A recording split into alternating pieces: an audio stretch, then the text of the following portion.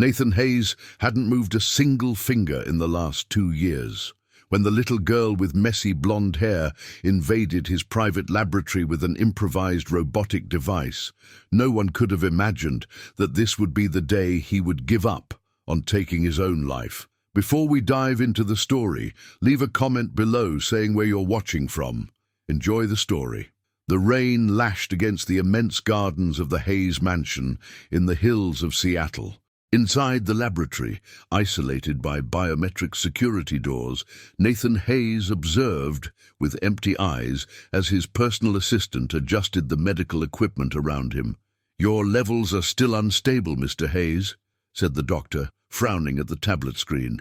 "We need to increase the dosage again." Nathan, 33 years old, looked like he was 50. His pale skin and sunken eyes contrasted with the impeccable $3,000 suit. As CEO of Hayes Biotech, he commanded a billion-dollar empire without setting foot in his corporate office for 4 years. "Do what's necessary," muttered Nathan, watching the golden leaves falling through the window. "I just want to be able to breathe again without feeling like I'm drowning." Dr. Robert Freeman smiled gently as he prepared an injection. "Patience. Since the outbreak that took Sarah and Benjamin, your immune system has never fully recovered." The name of his wife and 3-year-old son still caused a visible contraction in Nathan's face. His hand trembled as he recalled the funeral where he had to wear a full isolation suit, unable even to touch the sealed coffins. As Dr. Freeman put away his instruments, Martha, the middle-aged housekeeper, appeared on the monitor. "Mr. Hayes, we have a situation at the main entrance. A girl has somehow gotten past the gates and is insisting on seeing you. She's soaked from the rain." "Absolutely not," interrupted Nathan. "Call security. Children are walking repositories of germs." At that moment, the sound of breaking glass resonated through the intercom. On the monitor, Nathan saw a small figure crossing the antechamber, leaving wet footprints on the immaculate floor. "My God! She broke the side window!" cried Martha. The guards tried to intercept her, but the girl ran through the corridors, somehow knowing exactly where to go. The security cameras captured her progress as she evaded the men, agile as a wild cat. Nathan barely had time to stand when the door to his personal sanctuary opened violently. A girl of about 8 years old, with soaked blonde hair and enormous blue eyes, invaded the room. Her clothes were worn and stained with dirt, and she carried a small cloth bag tightly pressed against her chest. "Please, don't throw me out," she gasped, with eyes wide with fear. "My name is Lucy Carter, and I know why you're getting sicker and sicker." Nathan's face paled. "How do you know I'm sick?" Lucy ignored the guards who now held her by the arms. "I saw it on the news, and then I saw it in my plants." Nathan gestured for the guards to stop. "In your plants?" Lucy opened her cloth bag and pulled out a handful of herbs and roots. "My plants talk to me. They showed me how you were growing weaker every day. Someone is poisoning you, slowly." "Doctor." Freeman stepped forward. "What nonsense. Nathan suffers from a rare autoimmune condition. This child obviously needs psychiatric help." Lucy held up a small root. "This is monkshood. They call it monk's hood. It kills slowly, leaving no trace." Nathan looked at the soaked girl, then at Dr. Freeman, whose face had now taken on a strangely tense expression. "One night," Nathan finally said, to the surprise of everyone in the room, including himself. "You'll have one night to prove your absurd theory."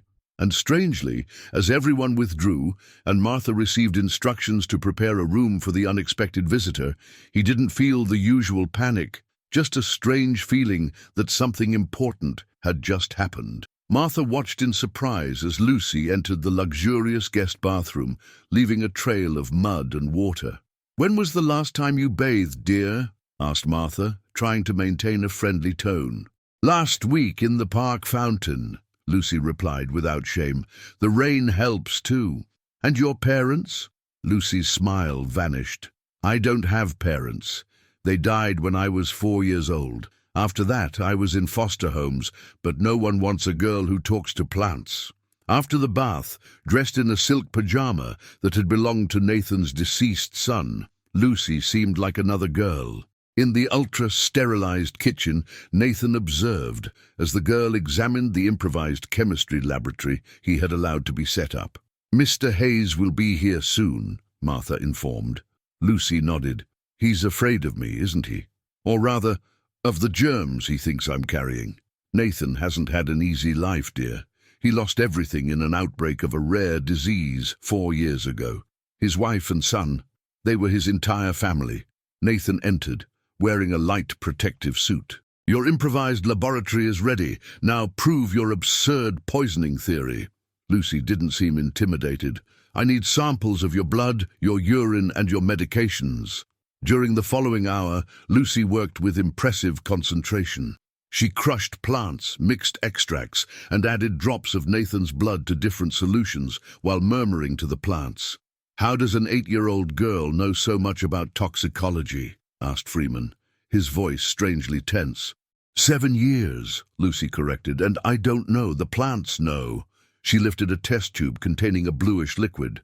"As I suspected, Monkshood, someone has been poisoning you for years." Nathan felt his world spinning. "Only a few people have access to my meals and medications."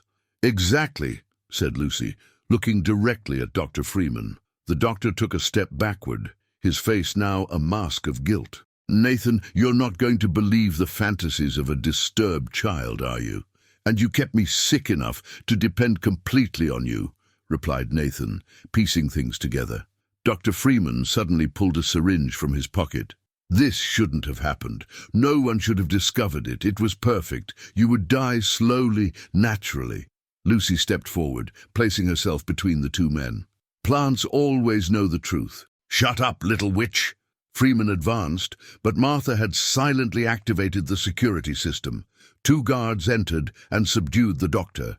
Minutes later, Nathan sat heavily in a chair, his world completely transformed. "Why did you come to me?" he finally asked. Lucy smiled. "I didn't know it was you, specifically. I just see people who need help. My plants guide me to them." She hesitated. "And I needed a place to stay before winter."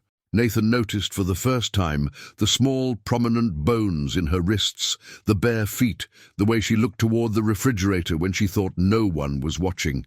"You have nowhere to go," he concluded. Lucy shrugged, but her eyes revealed her fear of the future. Nathan Hayes looked at the girl who had possibly saved his life. For a brief moment, he saw his own son, Benjamin, who would now be almost her age. And then, for the first time in 4 years, something in Nathan's chest broke, not from pain, but like an ice shell cracking to allow something new to germinate. "Martha, prepare a suitable room for our guest. It seems she'll be staying with us for a while." The first rays of sunlight penetrated through the triple-glazed windows of the Hayes mansion, creating golden patterns on the immaculate floor. In the kitchen, Nathan watched fascinated as Lucy prepared an herbal infusion. "It's an antidote," she explained. "It will help your body eliminate the poison residue more quickly." A week had passed since the night Lucy had invaded his life. Dr. Robert Freeman was now in police custody, facing attempted murder charges. "I still don't understand how you knew," commented Nathan, maintaining the safe distance he had established as protocol. Lucy smiled as she handed the cup to Martha, who served as an intermediary. "Plants have their own language. They know when something is wrong in the natural world." "What shall we do today?" asked Lucy, her blue eyes shining with anticipation. "You need to study," Nathan replied firmly. "I've hired an online tutor who will start today." Lucy's smile diminished slightly. "School never worked well for me. The other children think I'm strange." Nathan felt a strange pang in his chest.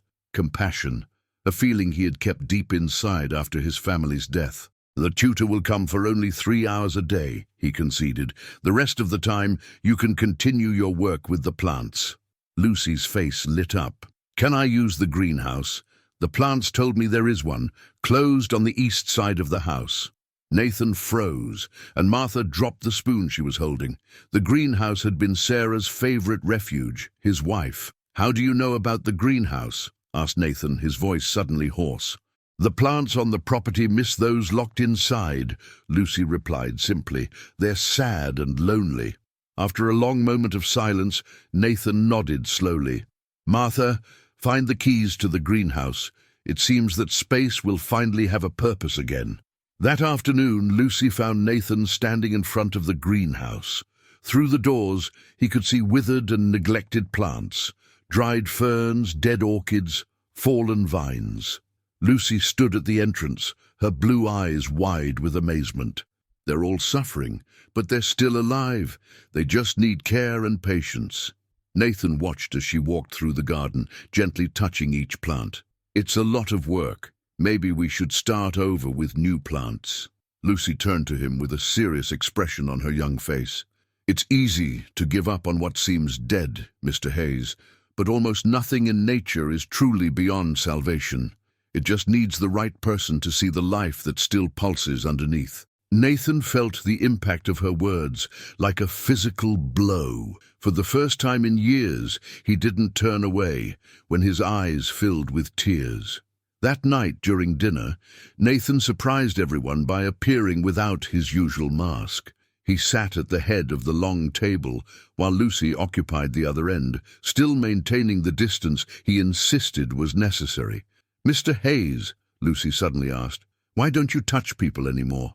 "Because people carry germs," Nathan replied automatically, "and germs kill. But germs also strengthen," argued Lucy. "Like vaccines, the body learns to fight."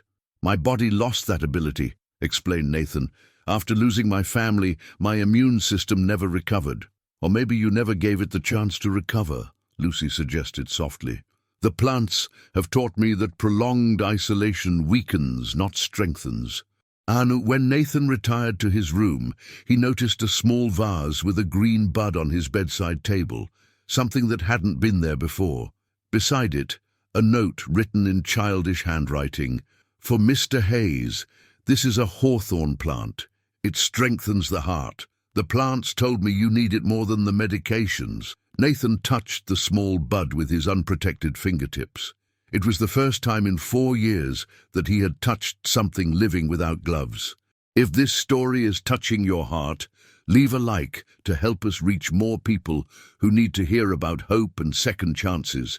Keep watching to discover the secret behind this extraordinary encounter between a billionaire and a little genius. The twilight light bathed Nathan's study as he examined the folder on his desk. Photos, medical reports, school records, fragments of Lucy Carter's short life organized chronologically. "Is this all the private investigation was able to gather?" he asked the man in a suit sitting across from him. "Yes, Mr. Hayes. Her history is inconsistent. After the accident that killed her parents, she was placed with an aunt who died 2 years later. The adoption system took over then, but there are periods without records." Nathan leafed through the pages, stopping at a particular photo. Lucy at 5 years old, her eyes already carrying a disconcerting wisdom. "And about her supposed gift with plants?" The investigator adjusted his tie. "There are reports from foster homes mentioning unusual behavior. She apparently predicted illnesses, found lost objects, and in one notable case guided rescue teams to a lost child in the woods by saying that the trees showed the way." A soft knock on the door interrupted his thoughts. Martha came in with tea. The social worker just left. She seemed satisfied with the temporary arrangement. Nathan nodded, distracted by a specific page in the report. "Martha, do you remember when the accident that killed my family occurred?" "Of course, sir. October 17th, 4 years ago.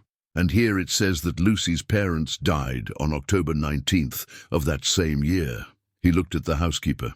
"A strange coincidence, isn't it?" Nathan leafed through the report until he found the details of the accident. "Her parents were returning to Seattle when their car ran off the road during a severe storm. The same one that caused the infection outbreak that took your family," Martha completed softly. Nathan walked to the greenhouse where he found Lucy sitting on the floor, surrounded by potted plants, talking to them in a low voice. "Lucy, I found something interesting today about the accident that killed your parents." The girl's smile faded. In the great storm, I know. The same storm that indirectly caused my family's death. A remarkable coincidence. Lucy remained silent for a moment. Plants don't believe in coincidences, Mr. Hayes. They see patterns, connections that people usually ignore. And what pattern do they see between us? That similar losses can create invisible bridges, she replied, her blue eyes meeting his. Sometimes, people are drawn to each other because their pain resonates at the same frequency. Nathan felt his throat tighten. Can you really talk to plants, or is it a way to explain an unusual intuition? Lucy considered the question seriously. It's more like a feeling. Plants have an energy, a vibration. When I touch a plant, I can feel those marks. She hesitated. When I arrived here, all the plants on the property were impregnated with your pain, and with the poison that was destroying your body. And how did you know it was me? How did you find me? Lucy lowered her eyes. I wasn't specifically looking for you. I was just surviving. But that night, during the storm, a tree fell in the park where I usually slept. I had to seek shelter, and the plants led me here. Nathan felt a knot in his stomach. You could have died in that storm. Many children on the streets die every day, Mr. Hayes, Lucy replied with a disarming simplicity. I've been luckier than most. Nathan saw beyond the extraordinary girl to the vulnerable child she really was, orphaned, alone, surviving through her intelligence and an inexplicable gift. I brought something to show you, he said, taking a photograph from his pocket. My wife, Sarah, and our son, Benjamin. Lucy carefully took the photo. She loved this garden. Her energy is still here. For 4 years, I kept this place closed, unable to face the memories. Memories shouldn't be locked up, Lucy said softly. Like plants without light, they become pale and weak. They need air and sun to strengthen. That's what you've been doing for me, bringing light to places I've kept in darkness for a long time. There's something else I need to tell you, Nathan finally said, about Dr. Freeman and why he was poisoning me. Lucy looked at him expectantly. The investigation discovered that he had obtained an insurance policy in my name by forging documents. $200 million that would be paid to a foundation he controlled if I died from natural causes. That's a lot of money, commented Lucy. Yes, but he also had another motive. Freeman was the doctor on duty the night my family was taken to the hospital. The investigation suggests he may have deliberately delayed treatment, especially for my son. Why? Benjamin had an extremely rare blood type, the same as Freeman's son, who urgently needed a bone marrow transplant. The compatibility was almost perfect. Nathan swallowed. Apparently, Freeman believed the greater good justified sacrifices. But did his son get the transplant? No. Benjamin died before any procedure could be performed, and 6 months later, Freeman's son also died. He blamed me, believed I should have consented to the transplant when he suggested it. So he decided to take revenge, concluded Lucy, making you suffer slowly while benefiting economically. Exactly. Nathan raised his eyes. And he would have succeeded if it weren't for you. Lucy smiled sadly. The plants say that revenge is like salt in fertile soil. Nothing healthy grows from it. The social worker wants to know our long-term plans, Nathan finally said. Your stay here has been temporarily approved, but they want a permanent solution. Lucy's face lost some of its brightness. I understand. You want me to leave? No, Nathan replied immediately. In fact, I was thinking exactly the opposite. For the first time, Nathan saw genuine hope illuminate the girl's face. And at that moment, he knew something had been decided, not just in the rational world of legal documents, but on a deeper level, where similar pains had created an invisible bridge between two lonely souls. That night, as the storm raged outside, a plan began to take shape. The test of the direct neural interface would be just the beginning. If it worked, Nathan would regain not only part of his movements, but also control of his company and the opportunity to bring justice. What neither of them knew was that Gregory Hayes was already on his way to Seattle, alerted by Thomas about the alarming progress of the project and the dangerous investigations of the small intruder. The executive office of Hayes Biotech occupied the penultimate floor of an imposing skyscraper in downtown Seattle.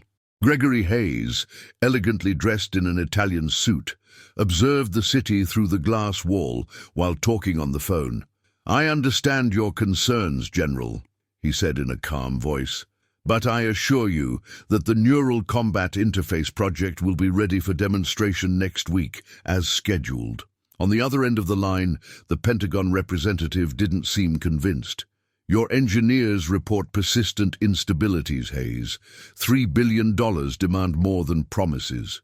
"The instabilities have been resolved," Gregory lied with studied confidence. "The system is working perfectly." After ending the call, Gregory touched the intercom. "Victoria, call Dr. Mercer immediately." A few minutes later, a middle-aged man with a nervous expression entered the office. "Mr. Hayes, about the recent tests. I want to know why a 7-year-old girl has managed to solve problems that your team of PhD scientists hasn't managed in 2 years." Gregory coldly interrupted, throwing a tablet on the table with the reports sent by Thomas.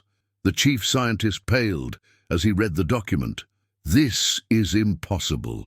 The girl must be using some unconventional approach that you and your incompetent team didn't consider," Gregory completed. "Her prototype is almost functional, while our military project continues to fail in the final tests." Dr. Mercer nervously adjusted his glasses. "Mr. Hayes, the fundamental difference is that your brother's original project was designed for medical applications. Our adaptation for military use requires completely different parameters." Gregory struck the table forcefully. "I'm tired of excuses. The Pentagon is impatient, and I don't intend to lose this contract due to incompetence."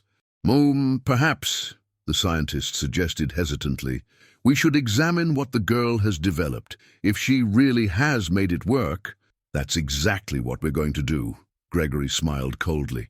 "But we need the source, not just the result." He touched the intercom again. "Victoria, contact the security team. I have a special task for them." At the Hayes mansion, Lucy was finalizing the preparations for the first test of the direct neural interface. The small, improvised laboratory had been transformed into a high-tech operating room, with equipment secretly brought in by Rachel, who had used her newly acquired employee credential to access materials from Hayes Biotech without raising suspicion. "Are you nervous?" asked Lucy, adjusting monitors around the medical bed where Nathan would be positioned. "Terrified would be more accurate," admitted Nathan with a tense smile, "but also hopeful. First time in 2 years." Dr. Mitchell, a retired neurologist who had been Nathan's mentor at university, observed the preparations with contained admiration. He had agreed to participate in the experimental procedure after seeing Lucy's projects, against his better professional judgment, as he had pointed out several times. "The approach is revolutionary," commented the doctor, examining the neuro-responsive nanobots, "completely different from anything currently on the market. If it works..." "When it works," Lucy corrected with unwavering confidence. Rachel entered the laboratory, bringing more supplies. "All entrances are secure, and Thomas is busy in the office with some documents you asked him to review," she informed Nathan. "Excellent. The less he knows about the procedure, the better." Nathan had chosen not to confront Thomas about his betrayal, preferring to feed him false information while preparing the real test. The tension in the air was palpable as Nathan was transferred to the procedure bed. Dr. Mitchell connected cardiac and respiratory monitors while Lucy checked the nanobots one last time. "The process has 3 phases," explained Lucy, adopting a professional tone that contrasted with her childish appearance. "First, the nanobots will be introduced through injection at the base of the spine. Then, we'll use magnetic fields to guide them to the neural breaking points. Finally, they'll form a communication network that will serve as a bridge for the brain signals." Nathan took a deep breath. And how long until we know if it worked? If the nanobots align correctly, you may feel something immediately, responded Dr. Mitchell, but significant results might take hours or days. Rachel squeezed Nathan's hand. You can still change your mind. Nathan looked at Lucy, who was waiting for his final decision. In the girl's eyes, he saw not only scientific brilliance, but a fierce determination to do what was right, the same determination he himself had lost after the accident. I'm ready, he decided. Let's do it. Dr. Mitchell prepared the injection containing the nanobots, while Lucy calibrated the magnetic guidance system. The procedure began with the insertion of the needle at the base of Nathan's spine, a process he couldn't feel due to the paralysis. Nanobots introduced, announced the doctor, initiating magnetic guidance. Lucy activated the system, her eyes fixed on the monitors, showing the microscopic progress of the nanobots through Nathan's damaged spinal cord. They're responding perfectly, reaching the first breaking point in 3, 2, 1. At the exact moment the nanobots reached the critical point, the mansion's security alarm went off, red lights flashing throughout the laboratory. What's happening? Asked Dr. Mitchell, startled. Rachel ran to the security monitor. Intruders! At least 6 armed men entering from the back of the property. Nathan and Lucy exchanged alarmed looks. Gregory, they said in unison, we need to abort the procedure. Dr. Mitchell began disconnecting equipment. No, protested Lucy. The nanobots are already positioned. If we interrupt now, they could disperse and cause permanent damage. How much time do we need? Asked Nathan, maintaining calm despite the situation. 7 minutes to complete the network formation, Lucy replied, her fingers flying over the controls. We need to buy time. Rachel made a quick decision. I'll delay the invasion team.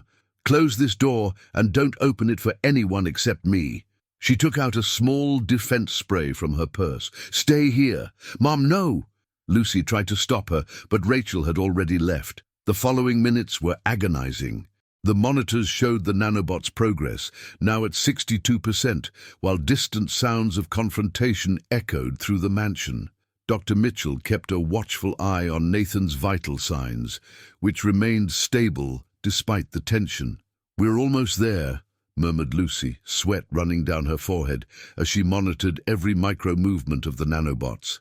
80%, 85%. The laboratory door shook under the impact of something heavy.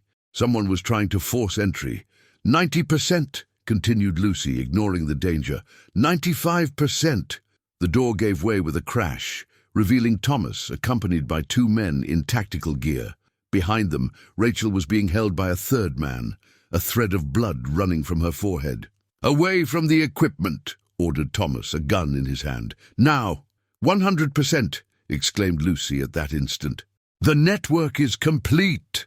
As if responding to the announcement, Nathan's body convulsed on the table.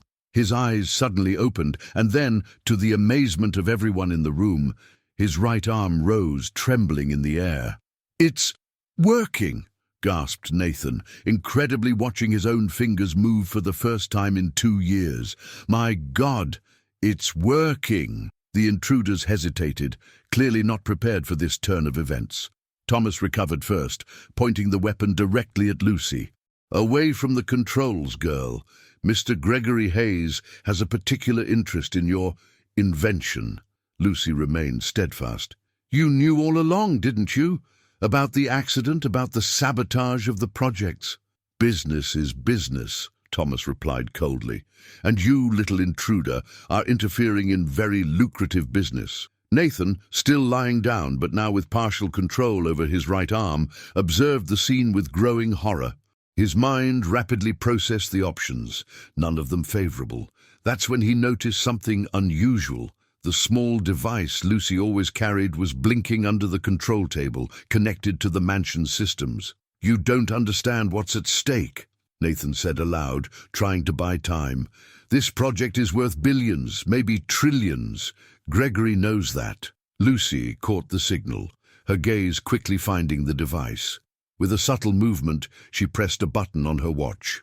Instantly, the lights in the laboratory flickered, and the mansion's security systems went into full lockdown. Doors sealing automatically, metal shutters descending over windows. "What have you done?" demanded Thomas, momentarily distracted. It was all the opening Nathan needed. With his newly recovered arm, he grabbed a medical instrument from the tray beside him and threw it at the emergency switch on the wall. The laboratory plunged into darkness, except for the blood-red emergency lights. Chaos reigned in the first moments of darkness. Confused shouts, contradictory orders, the sound of equipment being knocked over. When the emergency lights stabilized, revealing the room in a ghostly red glow, the situation had changed drastically. Lucy had taken refuge under the control table, her small device still blinking as it ran some program. Rachel had used the confusion to free herself and now positioned herself protectively in front of her daughter. Dr. Mitchell had led Nathan behind robust medical equipment that offered some protection. Thomas and his men regrouped quickly, weapons pointing in different directions. "This is foolishness," Thomas said with false calm. "The lockdown system will only work for 10 minutes before the security protocols automatically deactivate it. No one needs to get hurt here." "10 minutes is all we need," replied Lucy, her voice steady despite the evident fear. "My program is already copying all the evidence from the Hayes Biotech servers. Emails, helicopter maintenance records, alterations to the projects, everything." Thomas visibly paled even under the red light. "Bluff from a desperate girl. A girl who hacked your state-of-the-art security system," replied Nathan, his voice gaining strength as the nanobots continued to restore neural connections. "I wouldn't underestimate her, Thomas." The traitorous assistant took a few steps forward. "Mr. Hayes, be reasonable. What do you intend to do? Expose your own brother? Destroy the company your father built? All for the theories of an intruding girl?" Nathan felt something he hadn't experienced in a long time. Anger. Pure, focused, and motivating. "Gregory tried to kill me. He sabotaged technology that could have helped thousands of people with paralysis, all to sell weapons to the military." "It's more complex than that," argued Thomas. "The military market offered financial stability that medical applications could never. My father died because of those complex business deals," shouted Lucy, her childish voice echoing with surprising fury. "He discovered the sabotage and was silenced." One of the security men whispered something in Thomas's ear, who checked his watch with a tense expression. "Negotiation time is over. Gregory is arriving by helicopter and wants the girl and the technology intact. The rest is dispensable." Rachel embraced Lucy protectively. "You'll have to go through me first." "That can be arranged," Thomas replied coldly, gesturing for his men to advance. At this critical moment, Nathan felt something extraordinary, sensation returning to his legs.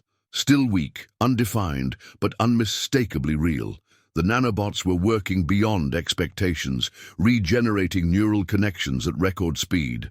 "Lucy," he called, his voice low but urgent. "How much time until the complete file transfer?" 3 minutes and 40 seconds, she replied, checking her device. "But the security lockdown will fall before then." Nathan made a monumental effort, concentrating on ordering his newly awakened legs. With tremendous difficulty, he managed to slide from the table to a semi-erect position, leaning heavily against the equipment. "Dr. Mitchell," he whispered, "I need a distraction." The old doctor nodded gravely. "I've already had a long enough career." Without warning, he toppled a shelf of equipment, creating a deafening crash. In the momentary confusion, Nathan forced his legs to bear his weight for the first time in 2 years. The pain was excruciating, but something stronger drove him. The need to protect Lucy and her mother, to expose the truth, to reclaim his life. Thomas realized too late what was happening. Nathan, staggering but determined, had reached the mansion's main control panel. "Get away from there," ordered Thomas, aiming his weapon. "You forgot something important about this mansion, Thomas," said Nathan, his trembling fingers hovering over the controls. "I designed it to serve as a bunker in extreme cases, including internal attacks." With a quick movement, Nathan activated a protocol that no one else knew about. Lockdown Omega. Immediately, steel partitions descended from the ceiling, separating the laboratory into isolated sections. Thomas and his men were trapped on one side, while Nathan, Lucy, Rachel, and Dr. Mitchell were protected on the other. "This changes nothing," shouted Thomas through the barrier. "In 15 minutes, Gregory will be here with more men. You're as trapped as we are." Nathan, now able to stand upright by leaning against surfaces, looked at Lucy. "How much time is left?" 2 minutes, she replied, monitoring the transfer. "But after that, we still need to send the evidence to someone who can help." Nathan thought quickly. "Judge Cassandra Lawson. She has overseen cases against Hayes Biotech before and is known for her integrity. I have her direct contact." Rachel embraced Lucy, tears in her eyes. "You planned all this, didn't you? From the beginning?" Lucy lowered her gaze. "Not exactly everything. I just knew I needed to find evidence about what happened to Dad. Finding Mr. Hayes was providential." Nathan observed the prodigy girl with new understanding. She had used him in a way to achieve her own goal of justice, but in the process she had saved his life in ways that went far beyond neural technology. "Transfer complete," Lucy exclaimed enthusiastically. "We have everything." The triumph was brief. The sound of an approaching helicopter cut through the air, followed by heavy impacts on the mansion's roof. "Gregory has arrived," Nathan noted grimly. "And Lockdown Omega doesn't block access via the helipad. That was a design flaw I never corrected." "How much time do we have?" asked Rachel. 5 minutes, maybe less," replied Nathan, struggling to remain standing as his atrophied muscles protested under the sudden strain. Dr. Mitchell, who was examining the neural progress monitors, intervened. "Nathan, the nanobots are working extraordinarily well, but this extreme stress might compromise the network formation. You need to rest." "No time," Nathan countered. "We need to send this evidence now and find an escape route." Lucy connected her device directly to the mansion's communication system. "I'm preparing an encrypted data packet to send to the judge, but I need your personal password for certification." Nathan provided the password as heavy footsteps echoed from the roof, Gregory's team advancing from the helipad to the interior of the mansion. "Sent!" exclaimed Lucy at the moment the security system issued alerts of multiple breaches. Nathan tried to take a step without support and nearly fell. Rachel quickly supported him. "You can't escape in your condition," she said. "I don't intend to escape," Nathan replied, determination in his voice. "I'm going to confront my brother." "That's suicide," protested Dr. Mitchell. Lucy's face lit up with a sudden idea. "The exoskeleton in the auxiliary laboratory. I modified it for preliminary tests." "But it's not calibrated for actual use," objected Nathan. "It will have to do," Lucy insisted. "It's our only chance." With help from Rachel and Dr. Mitchell, Nathan was quickly transported to the adjacent laboratory, where a neural support exoskeleton awaited, a prototype developed by Lucy in the past few weeks as a backup system. "It's not perfect, but it will amplify the neural signals the nanobots are transmitting," Lucy explained, as she helped attach the device to Nathan's legs and torso. "Think of it as high-tech crutches." Nathan felt the exoskeleton activate, responding to the weak signals his brain could now send to his limbs. It wasn't full control, but it offered mobility, something that seemed miraculous after 2 years of complete immobility. The sound of controlled explosions indicated that Gregory's team was forcing entry through the internal barriers. "You 3 need to leave now," ordered Nathan, testing the exoskeleton's movements. "There's an emergency passage at the end of the east corridor. It leads directly to the underground garage." "We're not leaving you," protested Lucy. "I'm not asking," Nathan replied firmly. "The evidence has already been sent. You are the most important witnesses now. I need you to be safe to tell this story." Rachel understood the logic, however painful. "He's right, Lucy. The truth needs to survive, even if I don't survive," Nathan completed. "But I don't intend to make it easy for Gregory." As Dr. Mitchell guided Rachel and a reluctant Lucy toward the escape route, Nathan accessed the central system one last time. "Protocol Phoenix," he ordered the computer. "Authorization Hayes Alpha Zero." "Protocol Phoenix activated," responded the automated system. "Self-destruction sequence initiated. Estimated time, 15 minutes. Nathan observed the monitors showing Gregory and his team advancing through the corridors, methodically destroying each barrier. Then, with renewed determination, he activated the exoskeleton at maximum power and set out to meet his brother.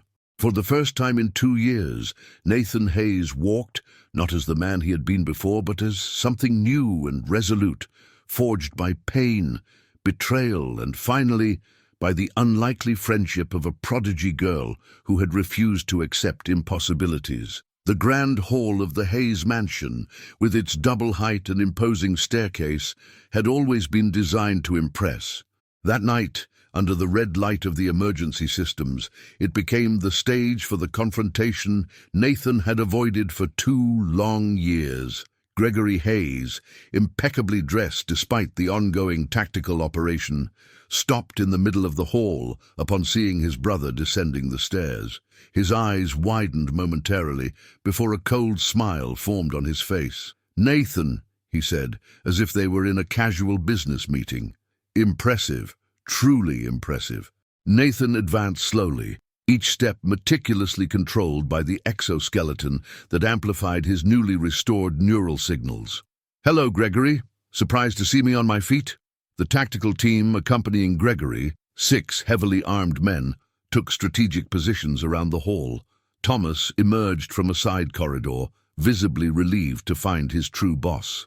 "You should have checked if I was really dead when you sabotaged my helicopter," Nathan continued, stopping a few meters away. "A rookie mistake," Gregory laughed, a sound without humor. "Always so direct. That's why you never understood how business really works, brother." He made an encompassing gesture. "Where is the little genius? My men searched the main laboratory, but our young prodigy seems to have disappeared." "Beyond your reach," replied Nathan, "along with all the evidence of your sabotage, your misappropriation of intellectual property, and murder." A flash of irritation crossed Gregory's face. "Always so melodramatic. Business involves sacrifices, Nathan. Our father understood that." "Don't try to invoke our father in this." Nathan took a step forward, the exoskeleton emitting a low hum. "He built Hayes to save lives, not to create weapons." Gregory sighed theatrically. "The military market is worth trillions, Nathan. Your precious medical projects were financially unsustainable. I saved the company by trying to kill me in the process. An unfortunate side effect." Gregory shrugged. "Honestly, I expected you to die in the accident. Your survival as a tetraplegic was inconvenient." The casual cruelty in the words hit Nathan like a physical impact. This was his brother, his own blood, talking about his murder attempt as mere business strategy.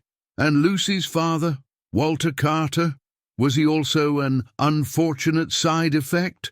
A brief flash of surprise in Gregory's eyes. "Ah, so that's why the little intruder seemed familiar." "Carter's daughter," he shook his head. "Another idealist who didn't understand the realities of the market. You killed him because he discovered your manipulations in the Neo-Spine project," accused Nathan, his anger growing. "Technically, it was Thomas who organized that unfortunate car accident," Gregory corrected, pointing to his accomplice. "But yes, Carter became a problem when he started asking inconvenient questions." The casual confession, made without any remorse, echoed through the hall. Gregory clearly feared no consequences, a fatal miscalculation. "You're being recorded," Nathan calmly informed. "Every word of this conversation is being transmitted to federal judge Cassandra Lawson right now." Gregory's smile faltered. "Bluff. External communications are blocked." "Not for someone with the priority override code," Nathan countered. "Or did you forget that I designed this security system?" For the first time, Gregory seemed genuinely concerned. He made a quick gesture to his tactical team. "Enough talk. Find the girl and any equipment related to the neural project. Now!" The men began to move, but Nathan raised his hand. "I wouldn't do that. Protocol Phoenix is active. In approximately 10 minutes, this mansion will be structurally compromised." "You're lying," Thomas intervened. "Protocol Phoenix would require complete biometric approval, which you couldn't provide in your condition." Nathan smiled for the first time. "My condition has improved considerably thanks to the little intruder you're looking for. The nanobots have restored enough neural connections for me to activate the protocol manually." Gregory narrowed his eyes, quickly evaluating the situation. "Even if that were true, you would also die. An acceptable price to ensure you pay for your crimes," Nathan responded, with a calmness that surprised even himself. One of the tactical team members approached Gregory, speaking urgently in his ear. The executive's face darkened.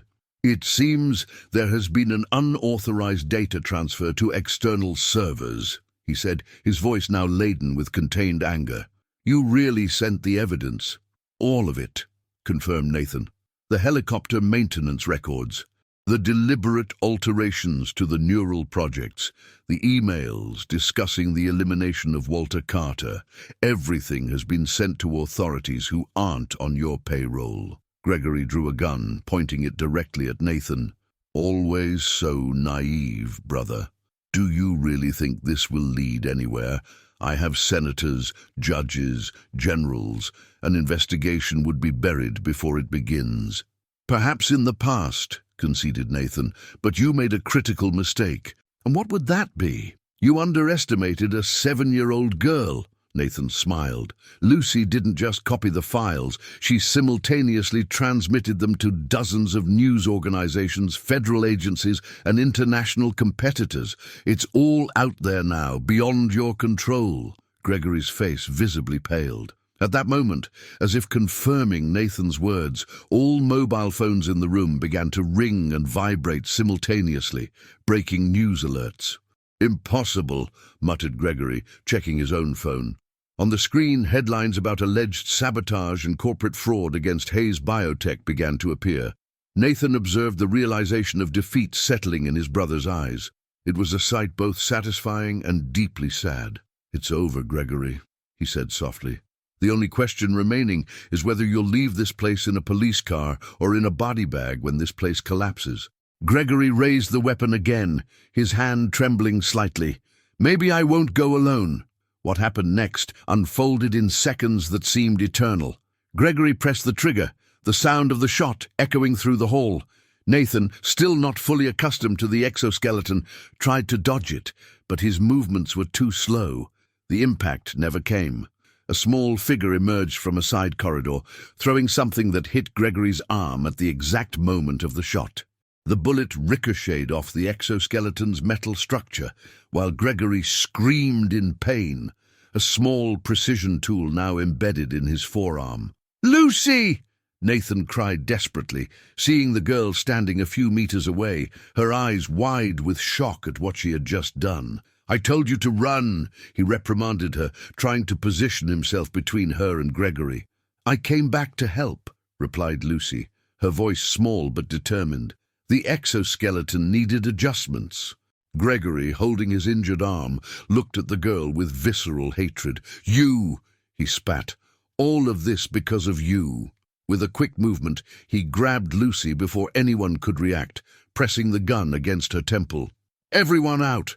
Now!" he ordered his team, dragging Lucy toward the exit. "Gregory, no!" Nathan tried to advance, but the exoskeleton suddenly locked, emitting a warning signal. The abrupt movements had overloaded the system, leaving him temporarily immobilized. "One move and the little genius dies," threatened Gregory, backing away with Lucy as a shield. "And believe me, Nathan, this is something I'll do with pleasure." Lucy, surprisingly, showed no terror. Her face displayed a calculated calm as her eyes scanned the environment, evaluating possibilities. "You're lying," she said clearly. "You want me alive. I'm the only one who fully understands how the nanobots work." Gregory tightened his arm around her neck. "I can keep you alive, but not necessarily intact." Nathan desperately struggled to restart the exoskeleton, but the system remained in protection mode. Helpless, he watched his brother drag Lucy toward the exit, while the Protocol Phoenix countdown reached 4 minutes. Then the unexpected happened. Rachel, whom everyone thought had fled with Dr. Mitchell, suddenly appeared from a side entrance, carrying a fire extinguisher that she discharged directly into Gregory's face. The momentary distraction was all Lucy needed. With the agility of a gymnast, she twisted her body, partially escaping Gregory's grip and biting his arm hard. The man howled in pain, loosening enough for her to free herself completely. Chaos erupted when the tactical team, perceiving that the situation was out of control and time was running out, began to evacuate the mansion. Thomas was the first to flee, abandoning his boss without hesitation. Gregory, temporarily blinded by the extinguisher powder, fired his weapon frantically, bullets ricocheting off the walls. "You can't defeat me!" he shouted, his elegant composure completely disintegrated. "I am Hayes Biotech." Nathan finally managed to restart the exoskeleton, moving clumsily to reach Lucy and Rachel, who were taking shelter behind a column. "We need to get out now," he insisted. "Less than 3 minutes." "The nanobot control device is still in the laboratory," Lucy reminded. "Without it, the neural network could collapse." "Leave it," Nathan insisted. "It's not worth your life." Lucy looked at him with that unique determination that defined her. "It's worth yours. Without the controller, your nanobots could completely fail in 24 hours. Before Nathan could stop her, Lucy ran back toward the corridor leading to the laboratory. Rachel tried to follow her, but Nathan held her back. "I'll go," he said, adjusting the exoskeleton to maximum power. "Take Gregory. The authorities need him alive to be held accountable." Rachel hesitated only a second before nodding. Gregory, still disoriented but now disarmed, was relatively easy to subdue in his weakened state. Nathan advanced along the corridor, each step a battle against time and his own physical limitations. The laboratory seemed infinitely distant, and the system alarms announced less than 2 minutes to structural collapse. When he finally reached the laboratory, he found Lucy struggling to disconnect the central control device, a complex apparatus that coordinated the activity of the nanobots in his body. "Leave that," he shouted. "Almost done," she replied without looking back, her fingers working frantically on cables and connections. 20 seconds! The laboratory began to shake, small pieces of the ceiling falling around them. Nathan waited no longer. Ignoring the protests of the exoskeleton, he moved forward quickly, grabbed Lucy with one arm and the partially disconnected device with the other. "No more discussions," he said firmly, carrying her out as warnings of imminent collapse sounded throughout the mansion. The way back seemed endless, each corridor more unstable than the previous one. Nathan felt his newly awakened muscles protest violently, even with the exoskeleton's support. Lucy held the precious controller tightly against her chest, monitoring its signals as they ran. 50 seconds, she warned when they finally saw the main exit. Rachel was waiting outside, keeping a now handcuffed Gregory under surveillance. A few meters beyond, police cars and ambulances were beginning to arrive, alerted by the mansion's automatic system. 40 seconds, Lucy continued counting as they crossed the hall. Nathan felt the exoskeleton faltering, its movements becoming erratic. "It's not going to hold," he warned. "Yes, it will," Lucy insisted, adjusting something on the device she carried. "I'm redirecting energy directly to the nanobots. Just a little more. 20 seconds! With a final superhuman effort, Nathan passed through the main doors, Lucy safely in his arms and the controller protected between them. They staggered across the gardens, moving as far as possible from the doomed structure. 10, 9, 8. They reached Rachel and Gregory at the exact moment police officers advanced to take custody. 3, 2, 1. The world seemed to pause for an instant, and then, with a deafening roar, the Hayes mansion began to implode on itself, years of history and secrets disappearing in a cloud of dust and debris. Nathan, Lucy, and Rachel observed the destruction, united by a bond forged through danger and shared determination. Gregory, on his knees in the grass, stared at the ruins of his empire and ambitions with silent despair. At that moment, with sirens sounding in the background and reporters beginning to gather at the estate's gates, Nathan felt the exoskeleton finally fail completely. His knees gave way, and he would have fallen if not for Lucy, who quickly positioned the nanobot controller against his chest. "Don't worry," she said with a confidence that defied her age. "This is just the beginning." And somehow, observing the determination in those blue eyes as the first rays of dawn illuminated the sky, Nathan believed her completely. 6 weeks after the implosion of the Hayes Mansion, Seattle's Neural Rehabilitation Center vibrated with unusual activity. In the therapeutic gym, under the watchful eye of an international medical team, Nathan Hayes took his first completely independent steps in more than 2 years. There was no exoskeleton this time, only his own muscles, strengthened by weeks of intensive physiotherapy, working in conjunction with the network of nanobots that Lucy had created. "Straighter posture," instructed Lucy, now officially recognized as a special consultant for the rehabilitation program. Despite her 7 years, she walked beside Nathan, iPad in hand, monitoring the neural signals in real time. "The nanobots are functioning at optimal capacity, but your muscles are still readjusting." Nathan smiled, adjusting his posture as instructed. Each step was a small miracle. "Bossy as always," he joked. "It wouldn't be necessary if you followed the protocol I established," Lucy retorted, but there was a smile in her eyes. From the other side of the gym, Rachel observed the scene with a mixture of pride and maternal concern. At her side, Dr. Mitchell made detailed notes in the medical record. "I still can't believe it," commented the old doctor. "In 40 years of neurology, I've never seen anything remotely like this recovery. The nanobots not only restore neural connections, but stimulate the regeneration of the tissue itself." Rachel nodded. Lucy has always had this intuition about how things work. Even before the accident that injured her arm, she would disassemble and reconstruct electronic devices as if it were a game. "An extraordinary gift," Dr. Mitchell agreed, "that now the whole world knows about." It was true. Since the dramatic fall of the Hayes Mansion and Gregory's subsequent imprisonment on multiple charges, the name Lucy Carter had become synonymous with precocious genius. News programs, scientific journals, and even world leaders spoke about the girl who reinvented neuroscience. Nathan completed his round of the gym, each step firmer than the previous. When he reached Lucy again, he allowed himself a moment of genuine celebration, raising his hands in the air. "No falls." The medical team applauded, some with tears in their eyes. For professionals who spent entire careers seeing patients with severe spinal cord injuries permanently confined to wheelchairs, Nathan's progress was nothing less than revolutionary.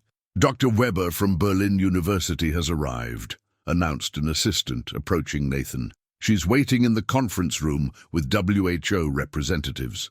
Nathan nodded. "Tell her I'll be there in 15 minutes. He looked at Lucy. "Ready to change some medical paradigms today?" The girl adjusted her glasses, a new addition since she began working formally with the medical team. "Born ready." As Nathan withdrew to prepare for the meeting, Lucy approached her mother. Despite all the attention and recognition, she was still a 7-year-old girl who occasionally needed maternal comfort. "How are you feeling, sweetheart?" Rachel asked softly. "Tired," Lucy admitted, "but happy. The nanobots are working better than I expected." Rachel embraced her daughter. "Your father would be incredibly proud." The mention of Walter Carter still brought a shadow of sadness, but now mixed with a sense of achieved justice. Gregory Hayes and Thomas faced trial for conspiracy, corporate fraud, and murder. The evidence Lucy had collected was irrefutable. In the conference room, global medicine leaders waited eagerly. The nanobot technology Lucy had developed represented a breakthrough that could transform millions of lives. Nathan, now formally dressed, but without a tie, a concession to his new, more relaxed lifestyle, prepared to enter the room. Lucy, at his side, adjusted her own mini-formal suit, a special gift from Nathan for these occasions. "Remember our agreement?" he checked. Lucy rolled her eyes, a surprisingly teenage gesture. "Yes, no excessively technical terminology. Explain in a way everyone can understand, and let you handle the political issues. And I'm still a child who needs time to play and be normal," she completed with an exaggerated sigh, despite normal being a highly subjective and culturally determined concept. Nathan laughed. Exactly that. When they entered the room, a respectful silence established itself. There were some of the biggest names in global medicine, all gathered to listen to a 7-year-old girl and a man who, until recently, was considered a lost cause. "Ladies and gentlemen," Nathan began, his voice steady and confident, "thank you for coming. What we're going to present today is not just a new technology, but a completely new way of thinking about neural injuries." Lucy stepped forward, connecting her tablet to the projection system. On the screen, microscopic images of the nanobots in action appeared, small technological marvels navigating between neural cells, creating connections where before there was only irreparable damage. "The neural bridges, as we now call them, are not just mechanical devices," Lucy explained, her voice small but clear. "They're adaptable, sensitive to each patient's unique neural environment." For the next hour, Nathan and Lucy conducted the presentation as a perfectly synchronized team. He provided the context and practical implications. She explained the technical principles with a clarity that left specialists with decades of experience speechless. "The most important part," Nathan emphasized as they approached the conclusion, "is that this technology will be made available globally in an affordable way." A murmur went through the room. Given the market potential, many expected exorbitant prices or restricted access. The Hayes-Carter Foundation, which we recently established, will ensure that the treatment is available to everyone who needs it, regardless of financial resources, Nathan continued. "This is not a commercial product, it's a human right." Lucy nodded firmly at his side, clearly the driving force behind this approach. For her, the technology was never about profit or recognition. It was about justice. Justice for her father, for Nathan, and for all who would suffer unnecessarily if the technology remained inaccessible. After the presentation, as the specialists crowded to ask questions, Nathan noticed Lucy quietly withdrawing toward the window. He followed her, recognizing the signs of emotional exhaustion that occasionally affected her at such events. "Too much noise?" he asked gently, positioning himself beside her. Lucy nodded, observing the movement of the city below. "Sometimes it's too much." "I know," Nathan agreed. "For a mind like yours, the world must sometimes seem unbearably slow and noisy." "It's not that," Lucy corrected, surprising him. "It's that they don't really understand, do they? For them, they're just graphs and numbers and market potential. They don't feel what it's like to have your body betraying you or to lose someone you love because of someone else's greed." Nathan felt a lump in his throat. In moments like this, Lucy's emotional maturity was as impressive as her intellect. "You're right," he admitted. "They don't understand. But thanks to you, many people will never need to understand that specific kind of pain." Lucy looked at him, her blue eyes shining with a complex emotion. Was it worth it? Everything that happened? Nathan thought carefully. The past weeks had been a whirlwind of police statements, court hearings, media attention, and medical challenges. The Hayes empire had been completely restructured, with Nathan resuming control and redirecting the company's focus back to medical applications. "If you're asking if I would trade my paralysis back for the life I had before, no," he answered honestly. That Nathan was a different man, a man who didn't know you, who didn't really understand what his own technology could mean. "But you lost so much," Lucy insisted. "Your home, part of your family." "And I gained a new family," Nathan completed, smiling at her. "Much louder and bossier, I might add." Lucy rolled her eyes but couldn't hide a smile. "I think that's what people don't understand about true innovation," Nathan continued. It's not just about creating something new, it's about destroying what no longer works to make room for something better. An assistant approached respectfully, informing that the representatives were ready for the next phase of the presentation, the practical demonstration with volunteer patients. Tell them we'll start in 5 minutes, Nathan instructed. When the assistant withdrew, he extended his hand to Lucy, ready to show them what impossible really means. Lucy adjusted her glasses, that gleam of determination returning to her eyes. Always. The same. As they walked back to the conference together, he with stable steps that improved each day, she with the confidence of someone who had rewritten the rules of modern medicine, Nathan reflected on the extraordinary journey that had brought them here. 2 years ago, he had lost everything and planned to end his life. 6 weeks ago, he had confronted his own brother in a battle for truth and justice. And now, thanks to an unlikely intruder who refused to accept impossibilities, he was not only walking again, but leading a medical revolution that would change countless lives. It was a second chance he had never hoped for, and he was determined to honor it in every step of the way. The Federal Court of Seattle imposed an atmosphere of severe formality. On the witness stand, Lucy Carter sat upright, her legs barely reaching the floor as she answered the prosecution's questions with a surprising clarity for her recently turned 8 years. And are you absolutely certain that the documents you recovered from the Hayes Biotech servers were not manipulated in any way? Asked the prosecutor, a middle-aged woman with a kind but determined expression.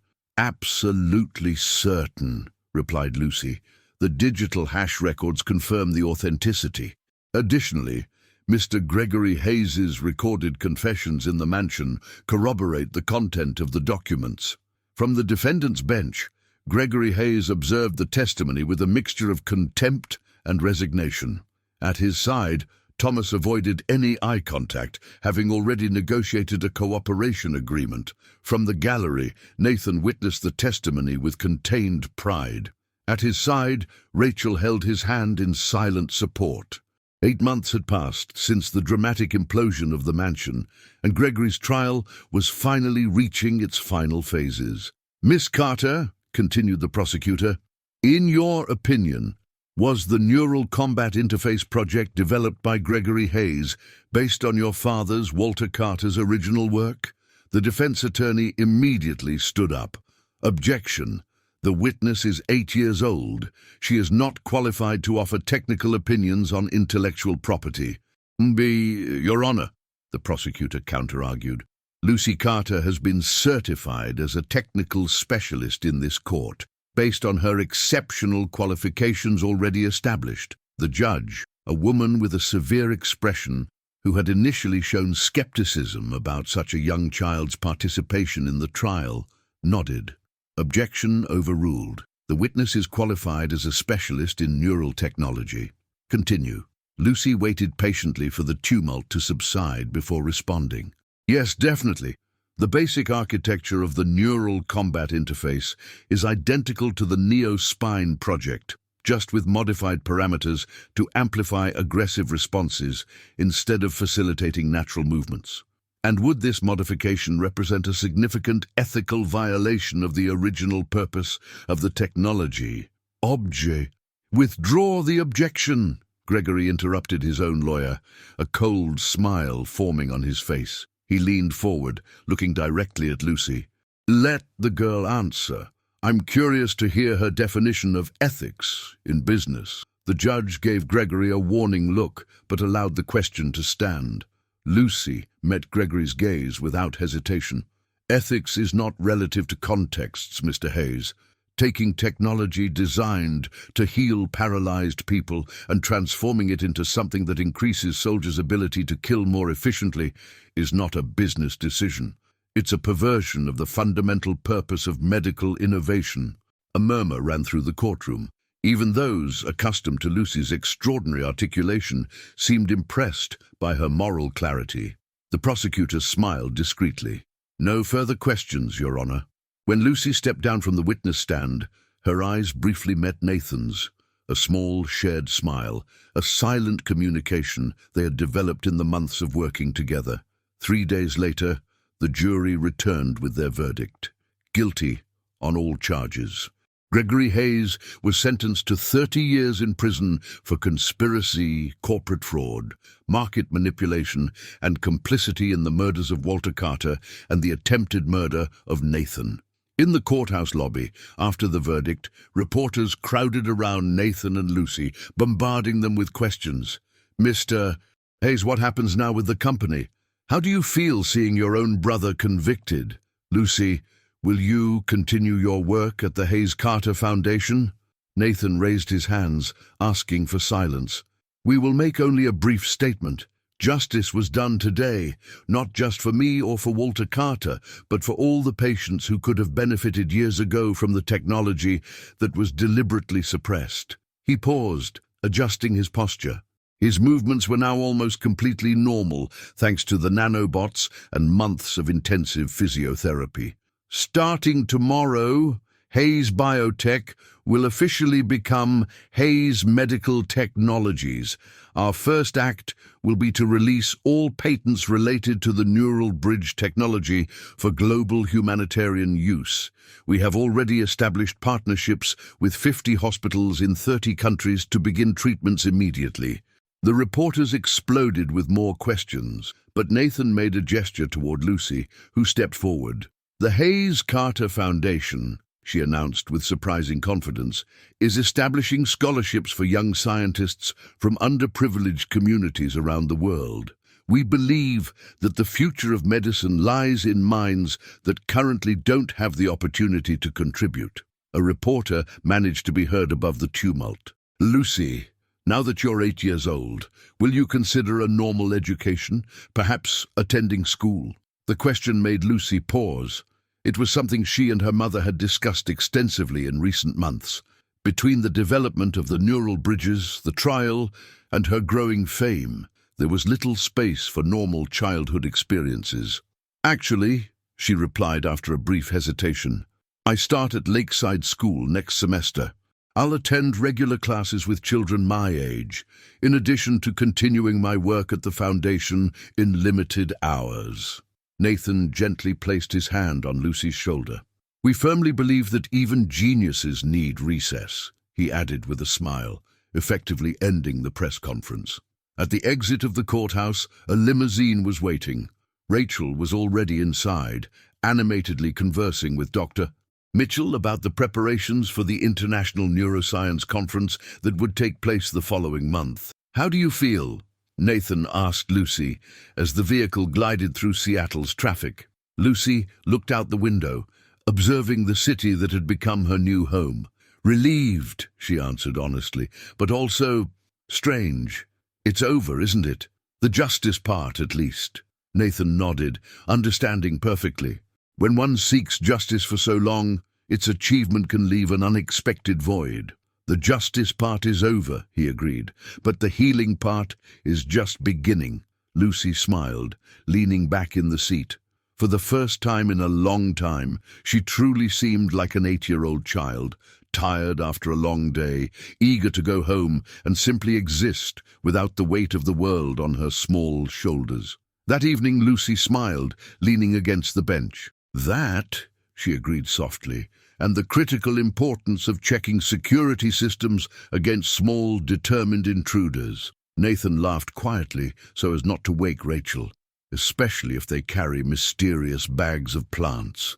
Has this extraordinary journey of hope touched your heart? Don't forget to leave a like to help us reach more people who need to hear this message of hope. To continue supporting stories like this and get access to exclusive content, consider becoming a member of the channel by clicking the Become a Member button below. Each donation helps us to continue bringing you inspiring stories like this one. Comment below what was your favorite part and what story you'd like to hear next. When they arrived home, Lucy had already fallen asleep on the back seat. Nathan observed her for a moment. No longer the desperate girl who had invaded his life 5 years earlier, but an extraordinary young woman on the edge of an unlimited future. Careful not to wake her, he carried her inside, remembering how his own arms had been useless when they first met. Now, thanks to the technology she had created and the determination they had shared, he could carry her with ease. As he laid her in bed, Nathan noticed the small vase with plants on her bedside table, descendants of those first improvised herbs she had brought that fateful night. A constant reminder of how something seemingly small and fragile could, with proper care, transform into something strong and vital. As he quietly closed the bedroom door, Nathan reflected on the extraordinary journey that had brought them here. From a paralyzed billionaire determined to die and a prodigy child desperate for justice, they had become a family united by something stronger than blood, the shared refusal to accept impossibilities. And in that quiet moment, Nathan Hayes felt a deep gratitude for the invasion that had saved his life in ways he could never have imagined. The end. If this story touched your heart, don't forget to leave a like and share with friends and family who need to hear this message of hope. To continue supporting stories like this and get access to exclusive content, consider becoming a member of the channel by clicking the Become a Member button below. Each donation helps us to continue bringing you inspiring stories like this one. Comment below what was your favorite part and what story you would like to hear next.